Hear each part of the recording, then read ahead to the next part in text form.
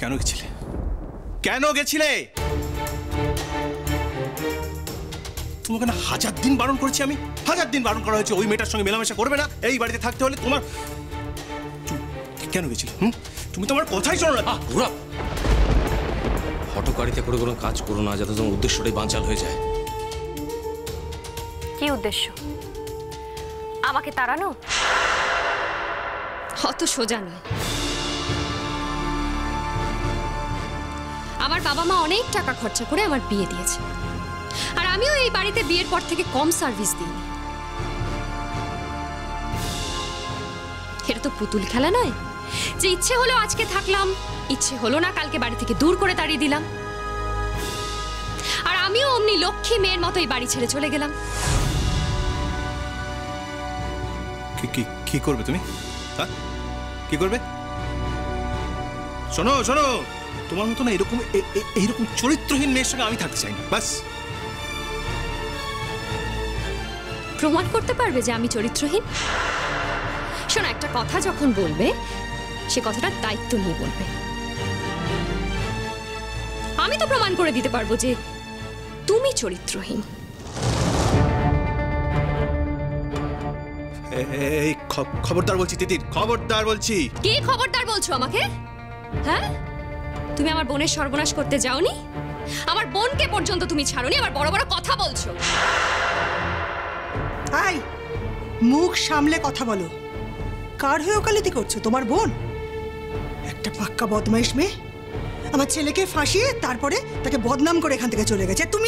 তুমি নিজে কি গো, কার সাথে গুজুর গুজুর ফুসুর ফুসুর করো সেটা কেউ জানে না, তাই না?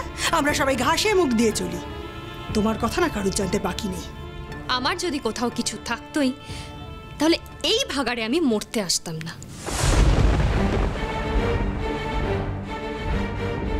কোথাও কিছু ছিল না বলেই তো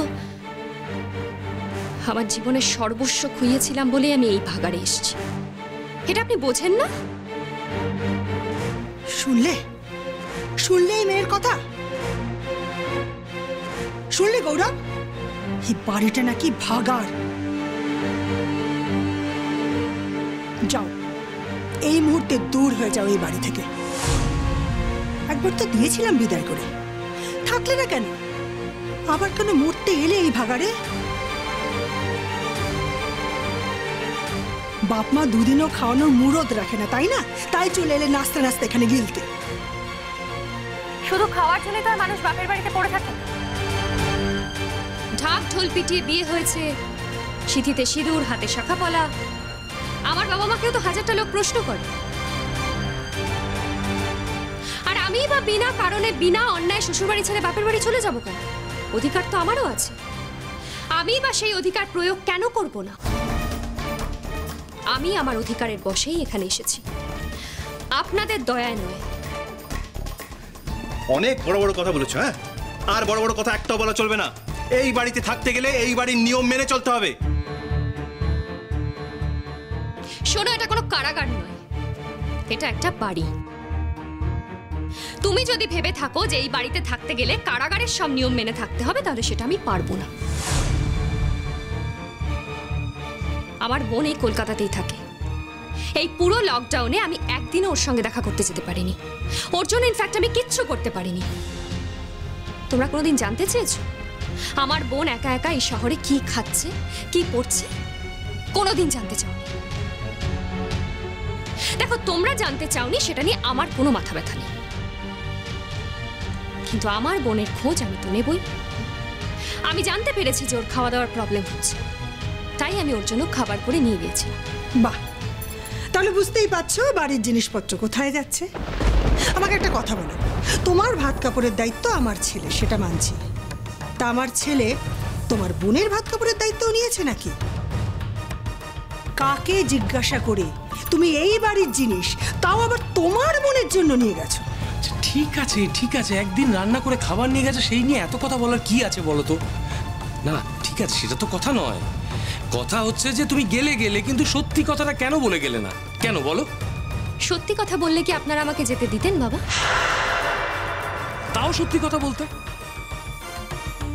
তুমি তো এবার থেকে রান্না বান্না করে নিয়ে গেছো, সমস্ত কিছু নিয়ে গেছো, টুকটুক করে নিয়ে গেছো, কিন্তু সেটা আড়ালে চুপি চুপি করে কেন কেন নিয়ে গেছিল?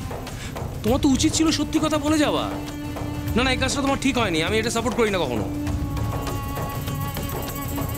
আচ্ছা, তুমি কোন সাহসে এখানকার খাবার মোহরকে দিতে গেছো বলো তো? কোন সাহসে? কোন সাহসে তুমি আমার বোনের গায়ে হাত দিয়েছিলে বলো? কোন সাহসে?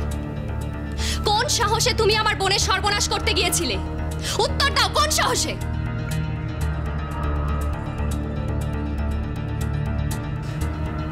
সেটা তোমার অধিকারের মধ্যে কিন্তু পড়ে না। শোনো, আমার বাবা মা কিন্তু আমার সঙ্গে আমার বোনকে ফ্রি দেয়নি তোমার ভোগ করার জন্য। তা সত্ত্বেও তুমি এরকম একটা জঘন্য কাজ করতে গিয়েছিলে। তুমি যদি তোমার অধিকারের বাইরে গিয়ে কাজ করতে পারো, তাহলে আমিও আমার অধিকারের বাইরে গিয়ে অনেক কাজ করতে পারি। আর তুমি যেটাকে তোমার অধিকারের বাইরে মনে করছো, আমি সেটাকে আমার অধিকারের বাইরে বলে মনে করি না। আমি যদি এই পরিবারের একজন সদস্য হয়ে থাকি, আমাকে যদি তোমরা তোমাদের বাড়ির একজন মনেই করে থাকো, তাহলে এই বাড়িতে কিন্তু আমার বাপের বাড়ির লোক আসবে। আর আমি যদি মনে করি যে আমার বাপের বাড়ির কারোর জন্য আমি কোনো কিছু করব, তাহলে কিন্তু আমি সেটা করবই। তাই আমি মনে করি মোহরের জন্য একদিন খাবার নিয়ে গিয়ে আমি কোনো অন্যায় করিনি। কখনো কোনো অন্যায় নয় এটা। প্রয়োজন হলে এই অন্যায়টা আমি আবার করব।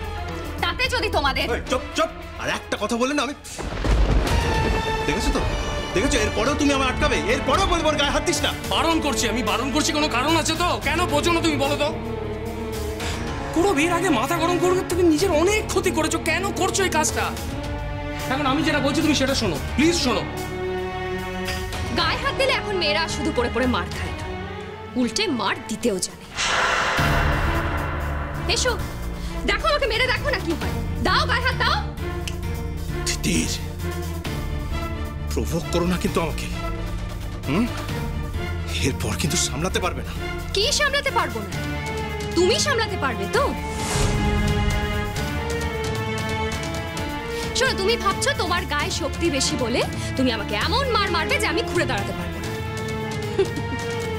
ভুল করছো।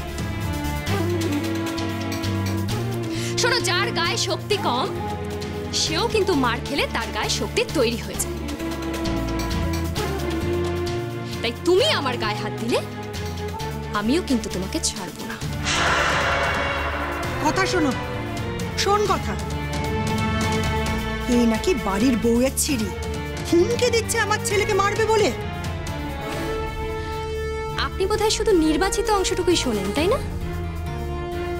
ওই পুরো কথাটা আপনি শুনতে পান না আমার মনে হয়। তা না হলে তো অনেক আগে আপনার ছেলেকে আপনি শাসন করতেন। আপনার ছেলে তো তখন থেকে আমার দিকে তেড়ে তেড়ে আসছে। এই শিক্ষা দিয়েছেন ছেলেকে? বউ পেটানোর শিক্ষা? এখন যখন আমি বলেছি যে আমি ওকে মারবো, তখন আমার শিক্ষা নিয়ে আপনি কথা বলছেন। শুনুন, আপনার সামনে দাঁড়িয়ে আমি আবারও বলছি, আপনার ছেলে যদি আমার গায়ে হাত দেয়, তাহলে আমিও কি তোর গায়ে হাত দেব।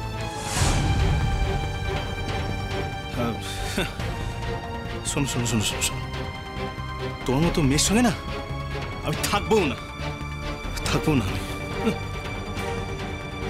তুমি কি ভেবেছো তোমার মতো একটা ছেলের সঙ্গে থাকতে আমার খুব ইচ্ছে করে?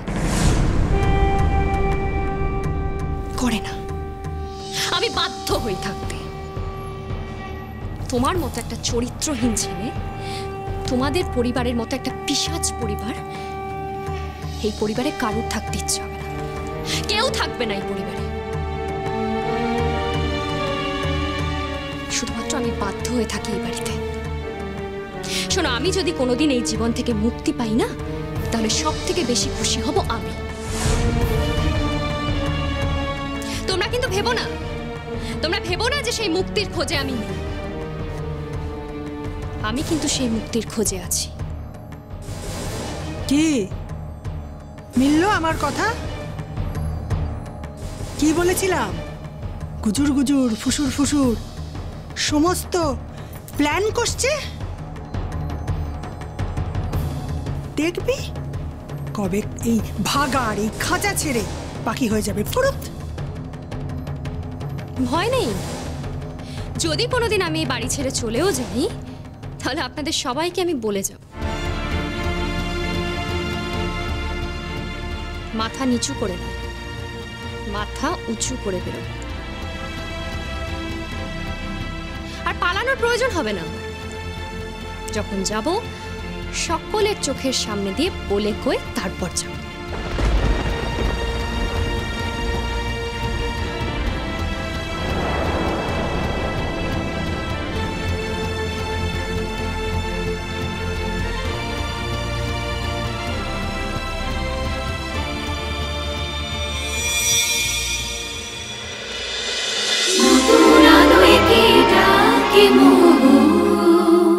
স্টার জলসার প্রিয় শো দেখার জন্য সাবস্ক্রাইব করুন আমাদের ইউটিউব চ্যানেলে এবং আপডেটেড থাকার জন্য প্রেস করুন বেল আইকন।